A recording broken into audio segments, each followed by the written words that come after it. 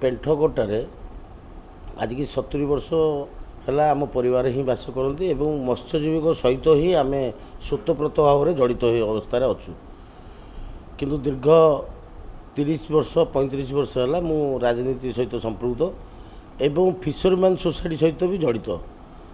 आम केवे मुड़ियार पिलाटी और ओडिया तेलुगु विषय मो पाखे सेमती किसी ना मु सदाबले परिवार सहित संपृक्त रही चले किंतु गोटे दुखर विषय पेंठगोटारे बहुत प्रकार असुविधा घटी किंतु ना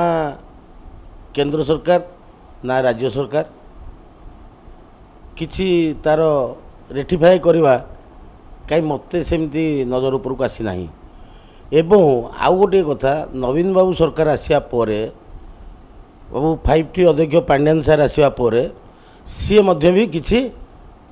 पकईसन नजर पेंठगोटा स्पेशल पेंठगोटा बस्ती एवं स्लम बस्ती जी अच्छी बलियापंडा हो गड़गड़िया साई हो चंद्रभगा हो बा अस्त्रंग हो फिशरमैन किसी प्रभाव पड़ी से दयारू नवीन सरकार दयारू आम भी किसी उपकृत हो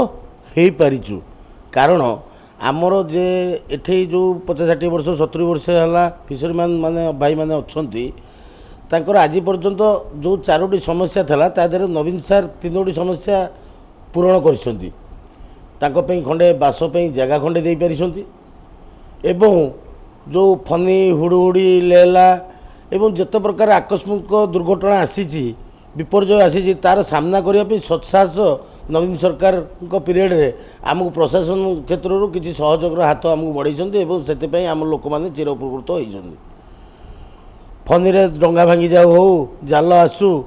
बा जाल नष्ट हो जाऊ बा डंगा नष्ट हो जाऊ घर नष्ट हो जाऊ से आम नवीन पट्टनायक सरकार किसी सहयोग देइछंती एवं तापई भी आम किसी लाभवान होइछु। द्वितीय कथा है आम मानकर एवं फिशरमैन सोसाइटी पिला मानकर भविष्यत सेटा ही केवल सरकार ताको दृष्टि रे नहीं नाहांती जदि फिशरमैन सोसाइटी किछि पिला मानक पई आइदर जॉब हो बा तांकर आउ चलनी उपर हो ए सब उपर जदि सहयोग करि थांते आउ टिके भलो होई पारि थांती किंतु गोटे बड़ समस्या आज्ञा सारा विश्व रे समस्ते अच्छा समस्ते सांसारिक जीवन यापन करुँच किंतु फिशरमैन सोसाइटी भाई माने तांकर से जो फिशिंग जाती स्त्री माने राति पाइले भगवान को मुनिया मारती जे मो स्वामीटा केमती सुरुखुरी घर को आसू कारण स्त्री मानकर भरोसा स्वामी उपर न थाए कारण गला बेले बहुत सहज इजिली से भीतर को जाती रिटर्न आसला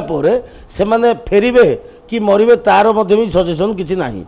से आमर जी कि पूरी पेंठगोटार लीडर थे प्रसाद बाबू सी आज की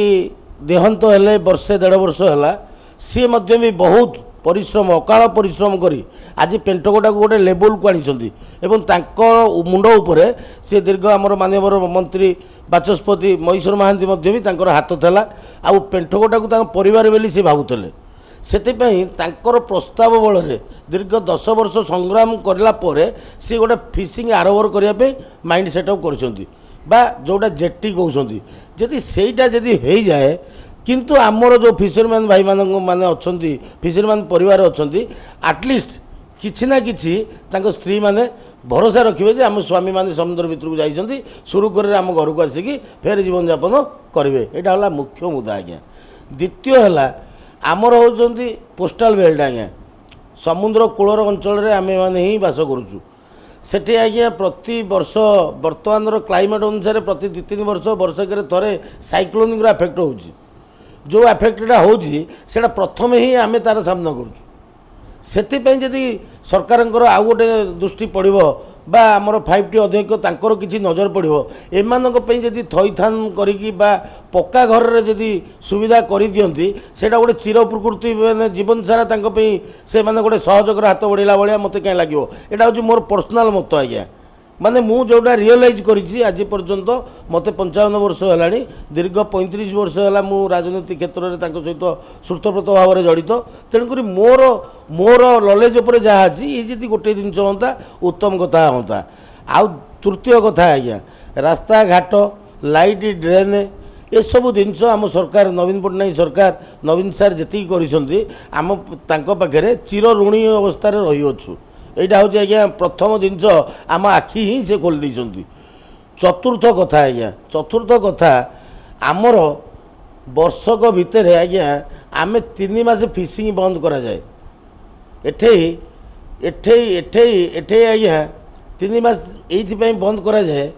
2 मास हूँ गवर्नमेंट रूल अनुसार बंद करा जाए गोटे मास हूँ आज्ञा जो वर्षा रेनी सीजन रे आज्ञा से गोटे मास सो मोट बंद करती ये जो 3 मास आज्ञा समस्ते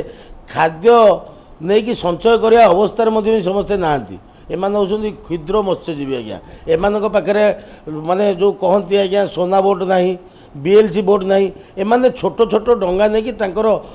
माने प्रति पशुपोषण करती आज्ञा तेणुक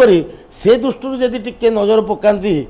सरकार नजर जदि किसी रुहंता ताले आमर जो फिशरमैन भाई मैंने रही से आज्ञा चिर उपकृत होती